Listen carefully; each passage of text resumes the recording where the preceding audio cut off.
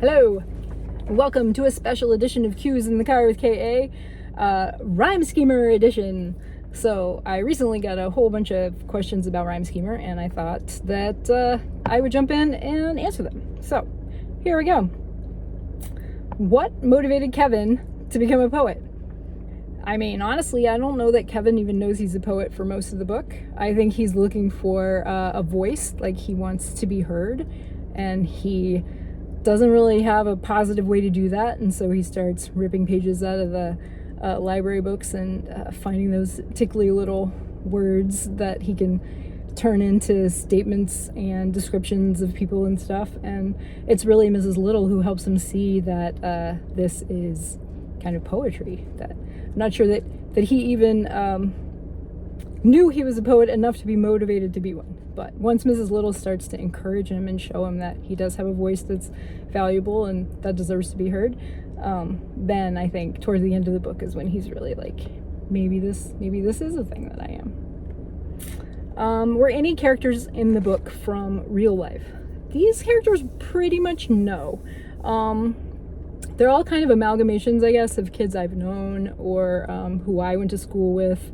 But really, pretty much everyone in this book I pulled out of thin air and just kind of created. Let's see, what was the thought process behind creating Kevin? So this is a good question, because the thing is that I had never seen a book where the bully was the main character. And that makes sense, right? Because you want to have a main character that readers can empathize with. And a lot of times, in fact, I would warrant pretty much every time, you can't really empathize with a bully so much. But instead of writing a story that excused bullying behavior, I wanted to write a story that kind of showed why a kid may become a bully. And then I thought, like, what happens when the tables get turned and, you know, that kid who was the bully gets bullied and they get to see what it's like. I just hadn't really seen, I hadn't seen a book like that or a story like that, that went into those gray areas. And so I thought I would give it a whirl on my own. Why did I choose the name Kevin? I chose the name Kevin because all of his brothers' names start with the letter P, and Kevin really does feel kind of isolated in his family, even though it's so big. He doesn't really feel like he fits in anywhere.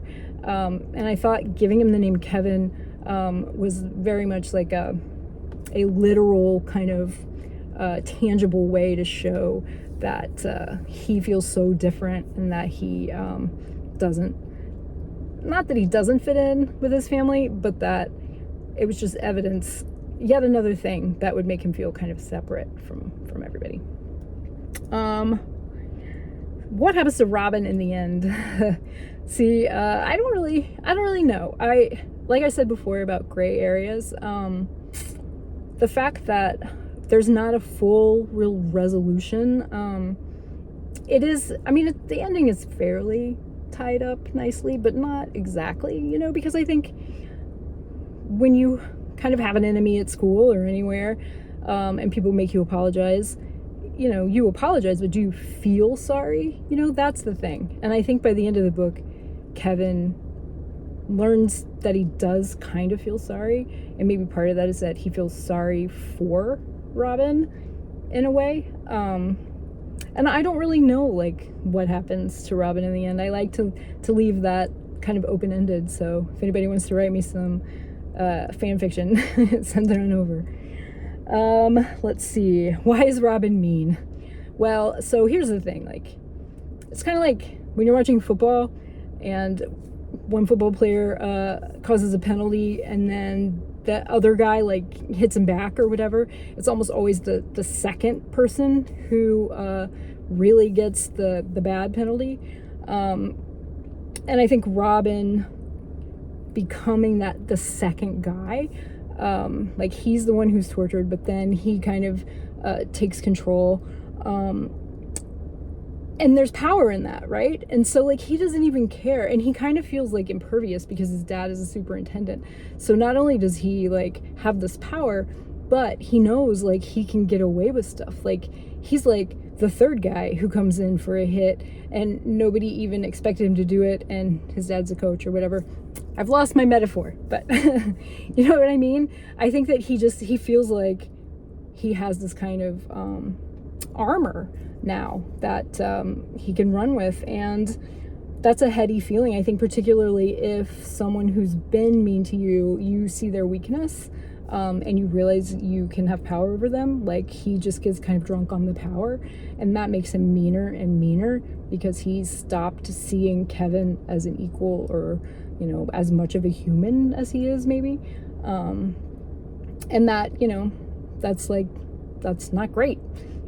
It makes me kind of think of Gollum too, where he just sort of turns into this monster because he loses all sense of himself. And I don't know what Robin's sense of himself was, but when you define yourself based on how you hurt other people, that's not a strong foundation for figuring out who you are. So he's mean because he falls in love with power, and hopefully in the fan fiction that you send me, he will find a way out of that. Let's see, what do we have here? I have kind of a speed round. What happens to Petey's band? If you read my books, House Arrest and Knockout and Redwood and Ponytail, you'll see some mentions of bands from Rhyme Schemer. How old is Mrs. Little? She's pretty old, but she's not too old to not show up in another book I've written. So if you can figure out which book I put Mrs. Little in without naming, she's not named Mrs. Little in the book. You just kind of have to intuit that that's who she is. See if you can figure it out. What college does Kevin end up going to? I don't know. Put it in the fan fiction.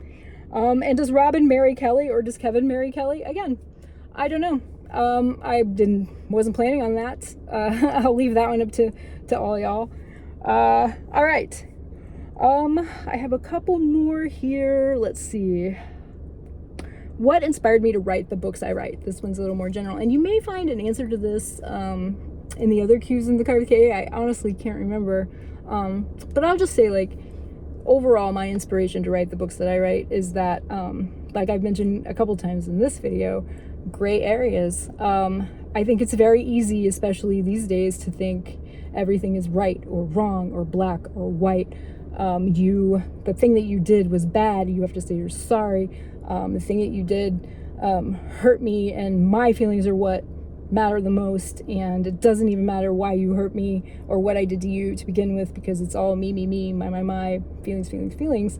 And, you know, there's some truth to that, but also, like, it's more complicated. Everything is more complicated. And so what I do in my books is I jump into those gray areas. You know, is a bully always a terrible person?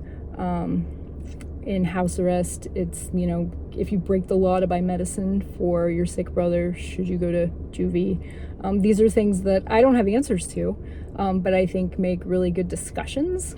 And I think that being able to form that kind of, like, critical thinking as a young person really benefits you as an adult, you know, to, I don't know, everybody's going to have, like, a knee-jerk opinion about a thing, right? And you can kind of feel your feelings about the thing. But being able to take a step back and say, okay, let me try to see this from a different point of view. Let me try to see this, you know, from the point of view of the person who was hurt or the person who was hurting, or let's, you know, do some research to find out, you know, why this thing is happening, or why this thing happened, or why these people want this or that or whatever. Like, you know, that's big grown-up stuff that I think grown-ups often forget to think about or worry about. So if I can put that in my books and instigate these kinds of deeper discussions that don't really have correct or incorrect answers, you know, it's just something that you have to think about in your own kind of guts and soul, making room for other people's guts and souls and yours, you know, and understanding that even if you don't agree with someone or like someone, that doesn't make them less of a human than you are. Those types of things, those are the types of things that I want to put in my books, and I think that's why I write the books that I do. Did I get them all? yeah, I think I did. So, there you go. 10 minutes of Q's in the Car with KA. And Rhyme Schemer Special Edition is done. Bye.